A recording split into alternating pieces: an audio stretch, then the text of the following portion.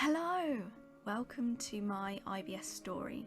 I'm Natalie, and I'm here to tell you my story of living with IBS for 14 years and how I eventually became free from the IBS. The symptoms can be alleviated. You can have relief from the symptoms. So I am sharing my story so you can do it too. Welcome along to episode 5. In this episode, I am again joined by Tracy Stone, the founder of limitlesspotential.co.uk.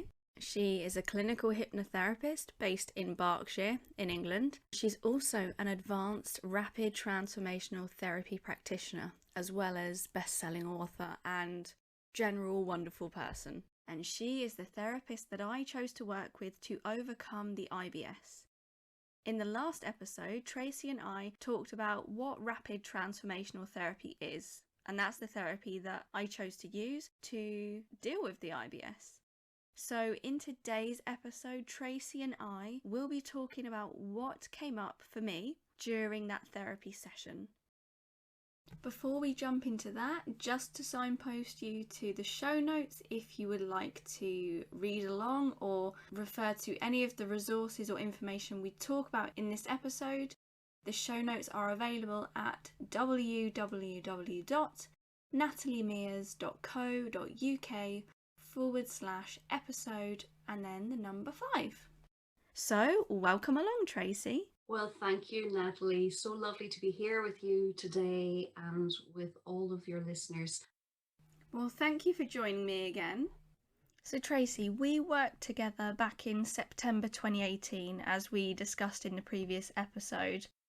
I don't think you knew this, but I heard about RTT on a meditation retreat, and I got home on the 7th of September 2018, and this person that I was sharing a room with, Mariota, who have also done an episode with, so she told me about RTT, and when I got home, when I had Wi-Fi, because I didn't have Wi-Fi when I was on the retreat, I started researching everything about RTT, and I mean everything. So that was about the 7th of September. I started that, and then I started searching for local therapists, and you were the person that resonated with me, so I contacted you. And I've looked back at my emails, and I can see that just how keen I was, and I didn't realize I was quite this keen, and I laughed when I saw it. So I had the consultation on the 24th of September 2018, and then I had the RTT session the very next day after work. So you can see just how I wanted that freedom. I was so ready for the possibility that actually I might get some relief from the IBS. I wanted a life of no more restriction. I was all in with this, and I didn't want to wait a minute longer. So we had the consultation. I had been living with IBS for at least 14 years. And I had something called chronic anal fissures. They were extremely painful. My bottom was bleeding on a daily basis. I was living on laxatives every day, eating that restrictive low FODMAP diet to try and reduce the pain and the IBS symptoms, which didn't work, had not worked. So during the consultation with you, I had learned everything I needed to know to decide whether I wanted RTT and whether I wanted to work with you. And I remember sitting down with myself afterwards and considering my options. Now I knew everything I needed to know about RTT after having that consultation with you. And I remember thinking to myself, okay, Natalie, the best case scenario here is you're going to have relief from IBS or even be free from IBS. Dare to dream. Worst case scenario, I lose some money and some time. That's literally the worst outcome here. It's definitely not going to make the IBS worse, put it that way. So I asked myself, Natalie, what do you want to do? And I'm so glad I decided to do it, because there was part of me, like a skeptic in me, that was like, is this really going to work? Especially when I was working in public health and I was very much absorbed in the medical model. And at the time, I didn't know all of the research and the scientific evidence around hypnotherapy and how it actually helps improve the symptoms of IBS. There was a limiting belief there, like, we've been told we're going to live with this forever. Maybe that's okay. Actually, no, that's not okay. I'm going to say yes to possibility and say yes to this because it feels right. and I had so much to gain. I gained so much from doing it. And yeah, as I said, I was so keen that after having that consultation with you, Tracy, I booked in right for the very next day. And I remember your consultation call, and I remember you being so keen immediately to say, yeah, okay, I'm all in. Mm. I'm doing this. You knew, you were prepared, you knew, as you say, what RTT was, and you just knew, okay, this connection is right for me, and I'm in it. And you wanted that session so immediately that it was the next evening after work. I remember that. And I thought, why wait? Why wait a minute longer than you need to? So during my rapid transformational therapy session with you, Tracy, you started with a brief overview, like why you're here, what you want to work on, and obviously it was the IBS. It was the bleeding from my bottom that I was having on a daily basis. It was the constant pain in my tummy area, the bloating that I could never shift, or if it ever went, it was very temporary. I presented with quite a lot of physical symptoms and also the psychological struggles as well, the anxiety, the thoughts around suicide. Life was just meh. What's the point in being here if my body doesn't work and I'm just going to live with this forever, you know? So it took me to a dark place. And I was very open with you about that in the session. So we did all the chatting first, and then you guided me into hypnosis. And it was really easy and simple. I didn't really have to do anything except follow your voice. I didn't feel nervous, even though it was the first time I was being hypnotized. So you guided me into hypnosis. You showed me that I was absolutely in control. And then you took me back to some scenes all about why I had the IBS. And I didn't know if anything was going to come, but you told me, just be open to whatever comes. So I just followed your voice, followed your guidance. And so I want to now reflect on what happened, what came up during that session. Because ultimately, when I work with clients, it's those regression moments, going back to those scenes where the client really has that light bulb moment, that real understanding, exquisite insight into really what's going on at a deep, deep level, subconscious level. So let's talk about that now, Tracy. Tell us the things that you remember that came up for me that was all about why I had the IBS, what the IBS was all about. in your session, I remember so well that when we were going back, as in hypnosis, as we've mentioned, you go back to all of these memories, that wonderful filing cabinet that's in your subconscious mind. Mm-hmm. And you had connected, and we do this without intending to, but you had learned to connect IBS, the symptoms of IBS, things like pain and bleeding, and all of those symptoms, with a way of being able to have and share and show my other symptoms in life, Mm-hmm. my need to be heard and seen, because you've been kind of quietened and pushed down from sharing things that had stressed you and worried you and made you anxious. And any of these emotions that we don't get to share outwardly, if we don't get to use our words, basically, the body will find another way of storing and showing the same symptoms. So it's no surprise that you're having to kind of keep your pain down and inside, and it's reflected itself in physical pain because it was pain that you were being made to keep down. Yeah. And a great way of being able to show that, when people say, no, you shouldn't talk about these things.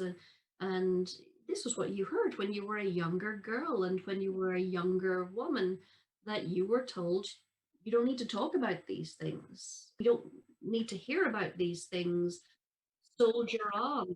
We sweep it under the carpet is how I used to kind of see it. Exactly. But there's no sweeping anything under the carpet. I mean, it might stop coming out verbally, but it's still there somewhere. Yes. I mean, it seriously was. The world is made of energy. Everything, every single thing in the world is made of energy. It's the only thing that actually makes stuff. Our bodies are made of energy. The trees are made of energy. Every single thing around us is made of a different pattern of energy that forms together and makes things in the world. those feelings that you had that were being pushed down, those were also an energy, and they don't disappear. The energy in the world does not disappear. So when it's pushed down and when you're not given the opportunity to use your words to be able to talk through your concerns and your worries and to say that, this has stressed me, this loss in my life, I haven't figured my way through it yet. I'm hurting. And that was the loss of my voice, the loss of my mum when I was 7 years old. There were many things I remember, and it was all about this suppression of negative emotions and don't express. And I think that's why, like, now when I talk about it, my body was screaming out to me. That's how I kind of describe it, because that's what needed to happen. There was such an amount of bottled up emotion around those losses, particularly around the death of my mum when I was just 7 years old, and not grieving properly, not going through that grieving process and just kind of pretending like I was okay. Life goes on and we just move on. Absolutely. Exactly. It was screaming, and that's such a great way of putting it. So it's no surprise when your body was screaming that the words didn't get to come out, your voice was not allowed to be heard, it was all pushed down. And when you think of the emotion of screaming, of needing to let things out, and it's a very pent up anxiety feeling, is it any wonder that things like bleeding represent that level of emotion? Yes. And pain. So the physical pain, a way of being able to say, look, this is what I am feeling. It still has to come out somewhere. Yeah, and it did. And I remember it was so revealing to me and such an insightful session that actually that happens, that's actually a thing, because I didn't realize that was a thing. And then I had all of a sudden had all of this knowledge of where this IBS was coming from and how my subconscious was looking after me, I thought, and it was letting all these things out that I needed to. And in that session with you, it was the first time I really kind of let it all go, let it all out. And you facilitated that using the RTT tools.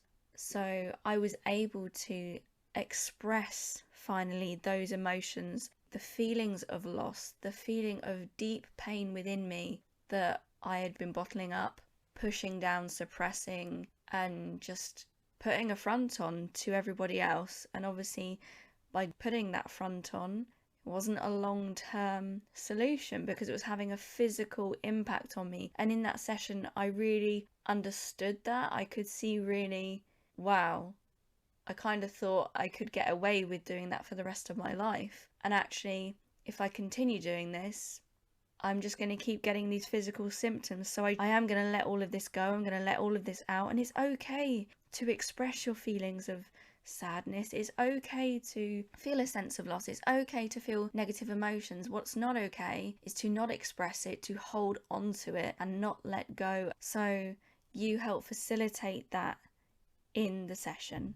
And I think that's why I felt so tired at the end, because I'd been digging deep into all of the pains, the wounds from when I was younger. And so quite tired afterwards, but I also felt so much lighter. I really did feel like a burden had been lifted. And so after the session, of course, I listened to that personalised recording you did for me.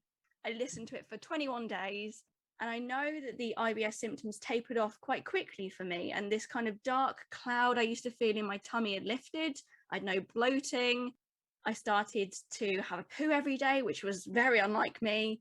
The anal bleeding stopped. Tummy pains were gone. And on the 5th day, only 5 days after having the session, there was a bake sale at work. And it was the first time in years I had a non-gluten-free cake, because one of the FODMAP triggers is gluten. So I thought, I'm going to try the normal cake, the one that's got gluten in. And I had carrot cakes as one of my favorites.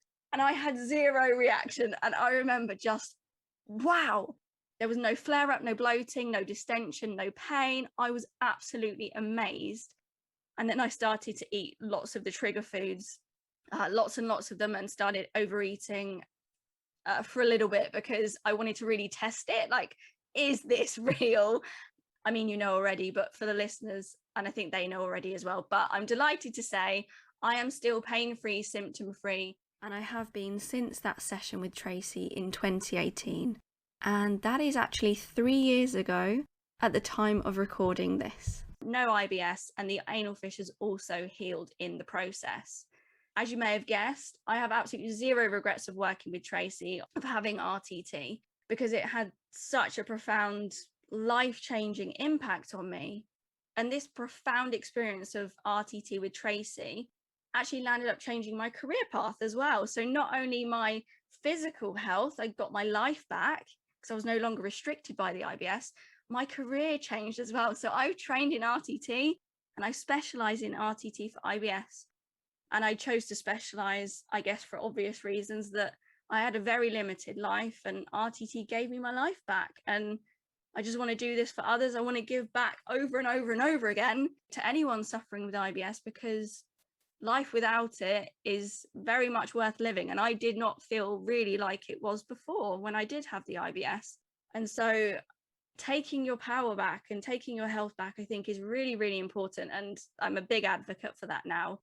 I know I've thanked you before, Tracy, but seriously, thank you for being an RTT therapist and actually sharing this with other people, because you are amazing. RTT is amazing and it absolutely changes people's lives. And I'm just one of many, many examples of that. You're living proof. Thank you for that, Natalie. And it was a pleasure. It's amazing that when you liberate yourself from these things, that suddenly life opens up. And it's so sad then when you know people are not liberated from their problems. So it's no wonder that you, having experienced it, are now an amazing RTT therapist, and you help people to overcome something that you have firsthand experience of. Yeah. And they need that help from you. And overcoming these limitations, we do seem to think that I'm stuck with this forever. Yeah. But you are the proof to all of your listeners and to everybody they know that you can overcome pretty much anything, almost anything. Absolutely. And it's not necessarily a really smooth ride. It is a collaboration between the therapist and the client. The client has got to do the homework. They've got to be fully invested into the 21-day journey. And it is a journey. But if the person is all in and they're not going to give up no matter what, then yes. So do you have any closing remarks, Tracy? I would just urge all of your listeners to take something on board, something that I kind of share these days with all of my clients.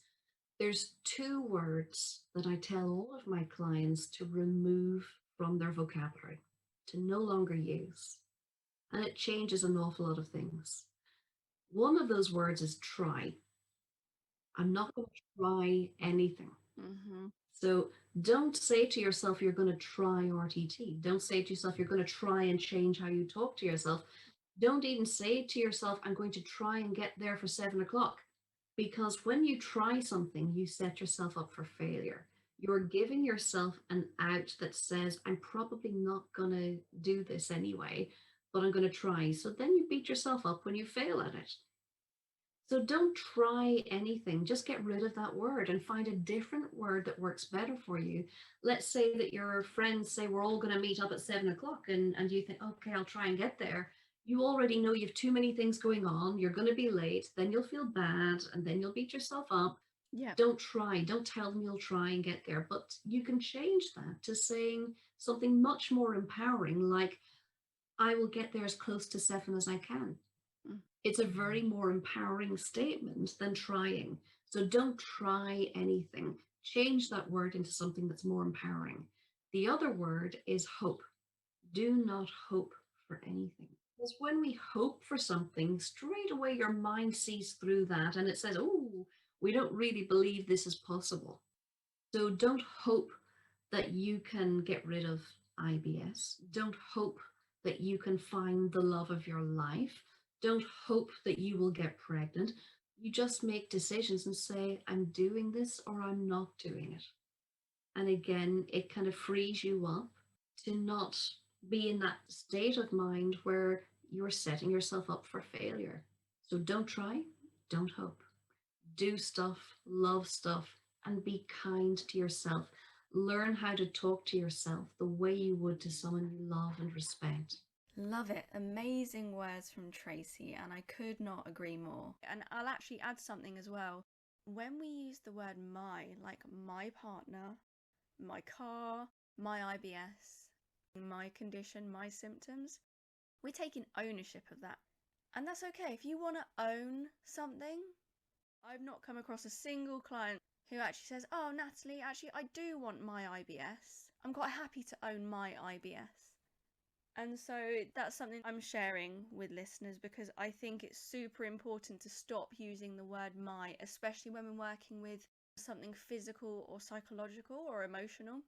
So instead of calling it my anxiety, my depression, my stress, my worries, my IBS, my migraines, whatever it is, just change the word my to the. So it will now be the anxiety, the worries, the stress, the depression, the IBS, the migraines. So instead of calling everything my, we'll just replace it with the word the. And it does take a bit of practice, but with a bit of practice, you stop owning the things you don't want to own. Now you might notice that this podcast is called My IBS Story. And I've just been talking about the use of the word my. So just to clear this up, I decided to call this podcast My IBS Story because I'm actually very proud of it. I'm very proud to actually not have IBS anymore because I was always saying my IBS, my stomach hurts. I was always labelling the things as mine. And I never really thought that I would be free from it, to be honest with you. So I decided to call the podcast My IBS Story because I am very happy to own this story. I'm very proud of this story, and it led me to a whole new career where I can work for myself and help other people get relief from irritable bowel syndrome. So just to clear that up, that is why I chose to call this My IBS Story. Well, that's everything for today's episode. Thank you so much for joining me, Tracy, and thank you for explaining from your memory what happened in that session and what the IBS that I had was all about. And I'm sure the listeners will find it insightful, if nothing else. So thank you so much for your time. You're very welcome. And in the next episode, I will be interviewing one of the clients that I have worked with and done RTT for IBS with them to give them relief from IBS. So if you want to find out about that person's experience, then I look forward to speaking to you in the next episode. So that's all for today's episode. Thanks for listening. And if you could write a review, subscribe, rate, and spread the word about this podcast to anyone you know that has IBS, that would be great.